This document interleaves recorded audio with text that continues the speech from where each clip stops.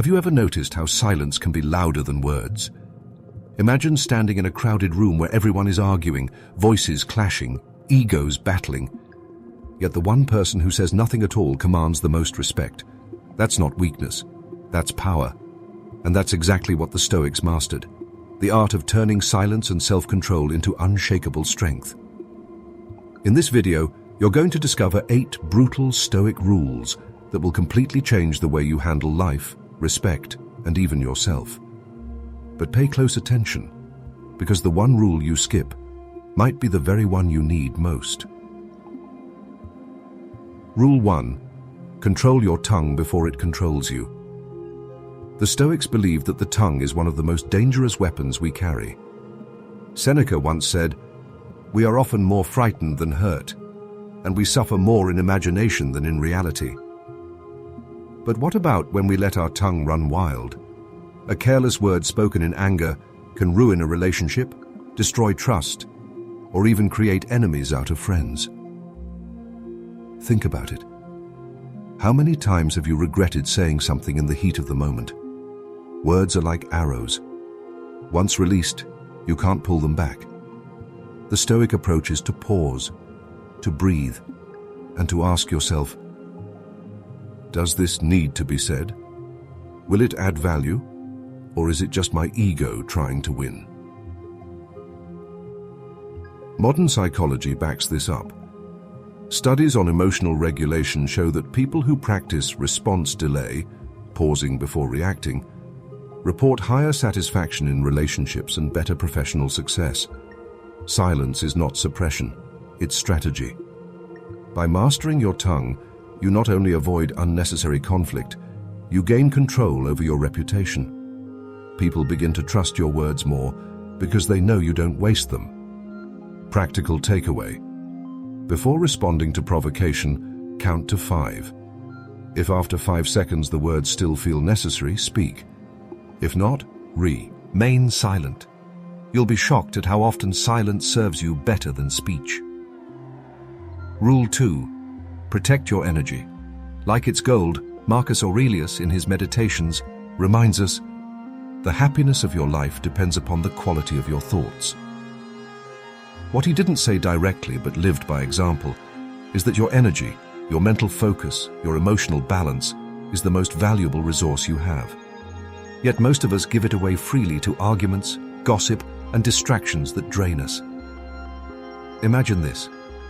You wake up in the morning with a battery of 100%. Every complaint you dwell on, every pointless argument online, every toxic conversation with someone who doesn't deserve your time, it's like handing them a slice of that battery. By noon, you're already at 30% and you wonder why you feel exhausted, unmotivated, and stressed. The Stoics refused to waste energy this way. They trained themselves to focus only on what was within their control and let everything else pass like clouds in the sky. Today, science proves their wisdom. Psychologists call it cognitive load. The more trivial problems you let occupy your mind, the less mental strength you have for real goals. Protecting your energy means being selective about what you respond to and ruthless about what you ignore. Practical takeaway. Treat your attention like money. Don't spend it on cheap arguments or worthless distractions. Invest it in yourself, your growth, your goals, your peace. When you stop giving energy to nonsense, you'll realize how much power you've had all along. Rule 3. Master the art of delayed reaction. Epictetus taught, it's not what happens to you, but how you react to it that matters. Most of us hear this and nod our heads, but then the moment something triggers us, we explode with anger, sarcasm, or defense. The Stoics saw this as the ultimate weakness, giving your power away to someone else's behavior. Think of a time when someone disrespected you. Did you lash out instantly? If so, they controlled you. But imagine if you paused instead, letting their words pass through you like wind through trees. Suddenly, they're powerless. Their insult loses its bite because you refuse to react on their terms. This is the art of delayed reaction, buying yourself time to choose a response instead of being enslaved by impulse.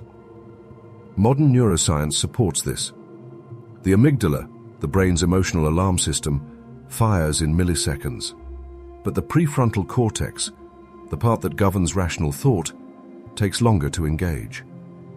By waiting just a few seconds before reacting, you allow your rational brain to catch up.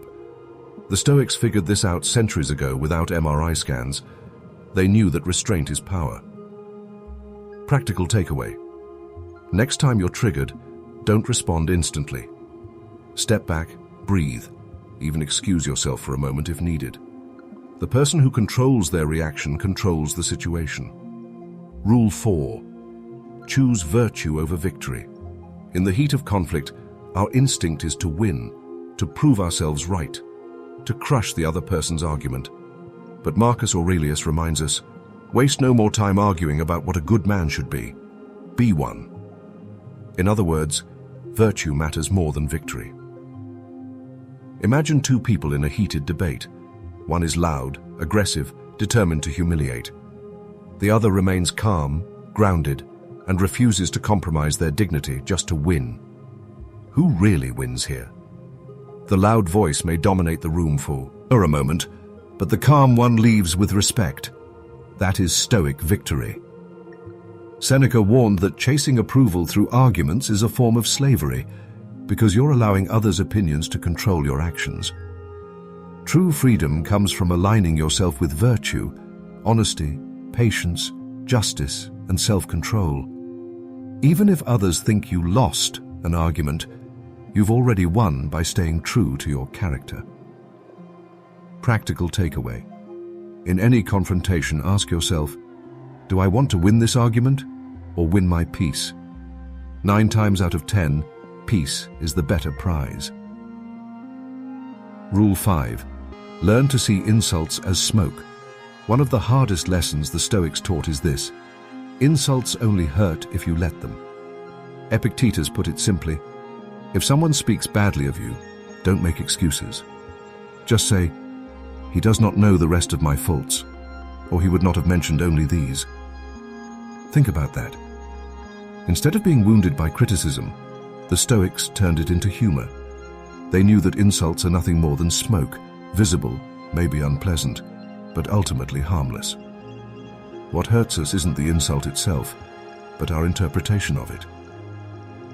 Take a modern example: online hate. Social media is filled with comments that can sting. But what happens when you detach? When you see the insult as smoke drifting by, not as a dagger aimed at your soul? Suddenly, the critic loses power. The fire they wanted to start burns out because you refuse to give it oxygen. Psychologists call this cognitive reframing, choosing a different perspective that reduces emotional impact. The Stoics mastered it thousands of years ago.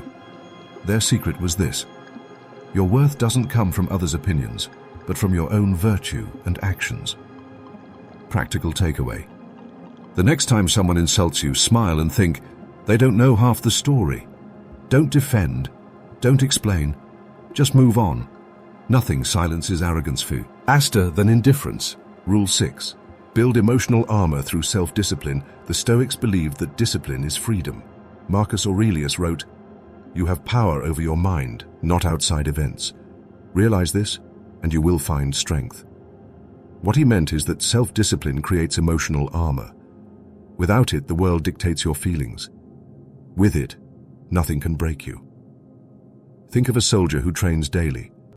When battle comes, he doesn't panic. He acts. The same is true for your emotions. If you train your mind daily through discipline, waking up early, controlling impulses, choosing silence over gossip, you become resilient. When disrespect or chaos strikes, you don't crumble. You've already prepared. Modern psychology confirms this. Studies show that people with higher self-discipline experience greater life satisfaction and less stress. Why? Because discipline eliminates chaos. It keeps you grounded in routine and purpose. And when you are grounded, insults, failures, and setbacks cannot shake you.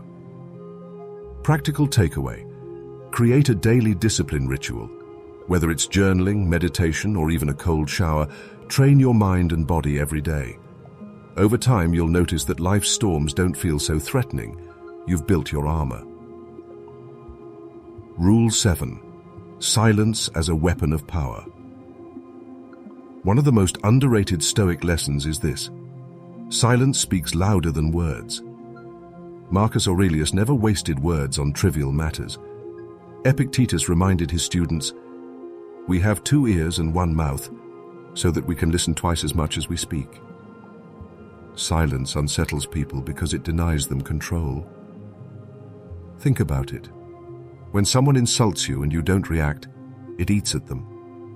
They wanted chaos, but you gave them nothing. When others gossip and you stay quiet, they sense your strength. Silence becomes a shield and a sword. It protects your peace and cuts through the noise. In today's world, silence is even more powerful. Everyone wants to be heard, to shout their opinions, to argue online. But the person who says less, yet lives with dignity, stands out. People respect the one who doesn't need constant validation. Practical takeaway: practice strategic silence. Don't rush to fill every gap in conversation. Don't argue when attacked. Say less and let your actions do the speaking.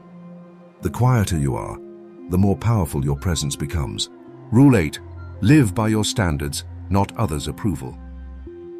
At the core of Stoicism lies this truth: your worth does not depend on the opinions of others. Seneca wrote, "A gem cannot be polished without friction, nor a man perfected without trials." Life will test you, and people will judge you, but their approval is irrelevant if you are living by your own principles. Consider this: many people live as slaves to others' validation.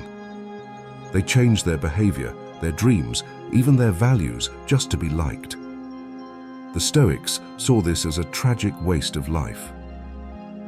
Marcus Aurelius warned himself daily not to be pulled by the applause or criticism of the crowd.